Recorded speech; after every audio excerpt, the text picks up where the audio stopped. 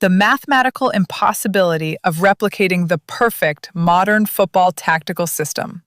Think your club can simply buy the blueprints to a championship-winning system? You're wrong. From geometric paradoxes to cognitive latency, the math proves that replicating an elite tactical press is a literal impossibility. Success isn't a formula you can copy. It is a chaotic, non-transferable lightning strike that defies repetition. Part 1. The geometric trap of the blueprints. Every manager has stood at a whiteboard. Arrows drawn with confidence, circles placed with precision, a formation that looks, on paper, like an unbreakable machine. But here's what the whiteboard never tells you. Static tactical diagrams are lies. Beautiful, convincing, well-intentioned lies, but lies nonetheless. They present football as a fixed geometry problem, where if you place 11 men in the right shape, the result follows logically. In 2026, with data integration running through every elite club's training ground, that illusion has never been more dangerous. Because the pitch is not a whiteboard. It breathes, it shifts, it recalculates itself every single second, across 11 moving bodies on each side, reacting to a ball that answers to physics, not tactics. This is where the copycat curse begins. Watch any mid-table club attempt to install an elite pressing structure, and you will see the same collapse play out in slow motion. The shape looks right in the first 10 minutes. The distances seem correct. And then, somewhere around the 15th minute, a single player holds his position half a second too long. The press triggers at the wrong moment, and suddenly there is a corridor of space behind the defensive line that the whiteboard never drew. Mid-table teams do not fail to copy elite systems because they lack effort or intelligence. They fail because spatial awareness at the highest level is not a skill you install. It is a language that takes years to develop between specific people in a specific environment, and it does not translate. The visual allure of the blueprint is its greatest deception. It makes complexity look transferable. It makes genius look like a diagram you can hand to someone else and say, "Follow this," and they will follow it straight into the mathematical reality of a pitch that was never designed to obey a drawing. Part 2. The infinite variables of human positioning. Now let's talk about numbers. Real numbers. At any given moment during a high-press sequence, you have 22 players occupying positions on a pitch that is, at elite level, tracked to the centimeter. Every 10 centimeters of deviation from an intended position creates what we can call a new mathematical universe, a branching set of outcomes that cascades through the entire system instantaneously. 10 centimeters. That is roughly the width of your hand. And it is enough to make the entire tactical structure mathematically unrecognizable from what was designed. This is pitch entropy. The idea that a football system, like any complex physical arrangement, naturally moves toward disorder rather than order, and that the energy required to maintain that order is not just physical. It is cognitive, emotional, and deeply personal. Now compare what is happening across 22 players to what physicists call the three-body problem. In classical mechanics, predicting the motion of two objects interacting gravitationally is solvable. Add a third body, and the system becomes chaotic. The equations no longer produce a clean answer. The outcomes become inherently unpredictable, sensitive to the tiniest initial conditions. 22 bodies, a ball, a pitch with boundaries, referee decisions, weather, crowd noise feeding into player adrenaline, fatigue curves that differ for every individual based on sleep, nutrition, and emotional state that morning. The three-body problem has 22 bodies in it on a football pitch. And we are out here convinced that a tactical diagram can solve it. What makes this even more staggering is that the physical arrangement of players is only the surface layer. Beneath it runs something far less visible and far more decisive. The internal processing that determines how each player reads what they see and translates it into movement before the window of opportunity closes. Part 3.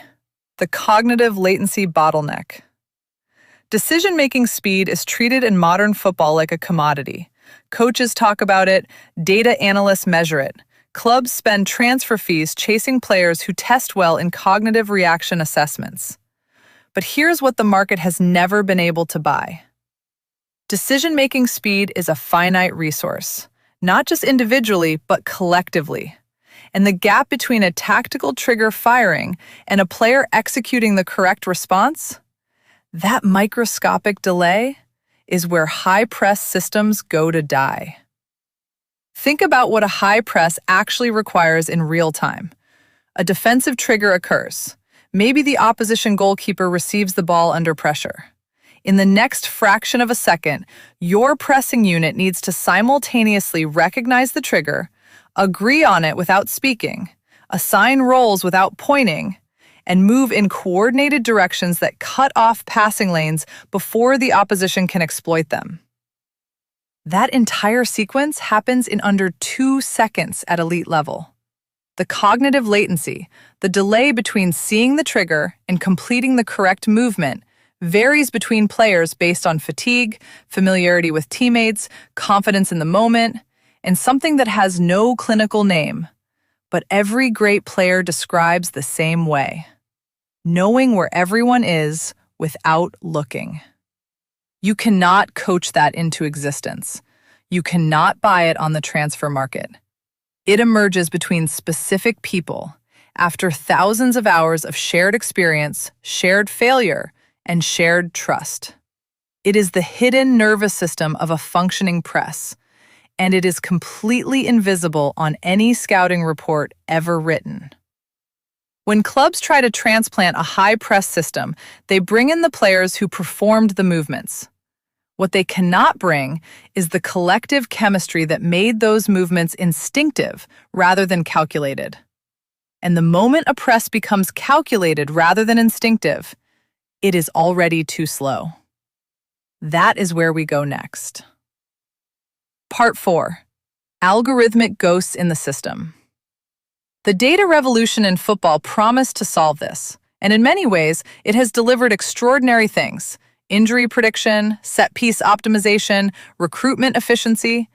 The numbers are powerful, but there is one thing the most advanced AI scouting model on the planet cannot quantify: unconscious synchronization. The moment when a squad stops thinking about the system and becomes the system. When the press triggers, not because someone recognized a cue, but because the collective body of the team felt it before any individual processed it consciously. That is not a metric. That is not a data point.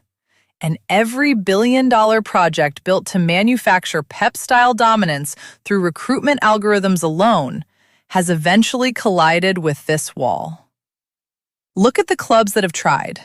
The investment was real. The data was sophisticated. The players were elite by every measurable standard. And the system collapsed anyway. Because what they were building was an algorithmic ghost. A structure that had the shape of the original, but none of its living interior. The models can tell you where a player should be. They cannot tell you whether that player and the 8 others around him have developed the wordless, instinctive trust that makes the position meaningful rather than mechanical. Technology has given football extraordinary tools, but it has also created a dangerous illusion that if you can measure something precisely enough, you can replicate it. The unconscious synchronization of a winning squad is not a variable waiting to be quantified. It is the proof that some things in football exist entirely outside the reach of the algorithm. And once you accept that, the nature of tactical success starts to look very different. Part 5. The lightning strike of chaotic harmony. So what is the perfect system, really? It is not a formation, it is not a pressing trigger, or a positional structure, or a data model. The perfect system is a momentary alignment of the right specific talent in the right specific environment at the right specific moment in time, held together by a chemistry that nobody designed and nobody fully understood while it was happening. It is a lightning strike. And like a lightning strike, it cannot be scheduled. It cannot be reverse engineered. It cannot be purchased in parts and reassembled somewhere else. The conditions that produced it were unrepeatable. And the moment it ended, those conditions began dissolving immediately. This is why the pursuit of a universal winning blueprint is not just strategically flawed, it is mathematically fallacious. It assumes that success is a repeatable output of a repeatable input, when the evidence of football history says precisely the opposite. The greatest systems in the modern game were each singular events, specific people, specific timing, specific chaos that aligned just long enough to produce something extraordinary. And here is the final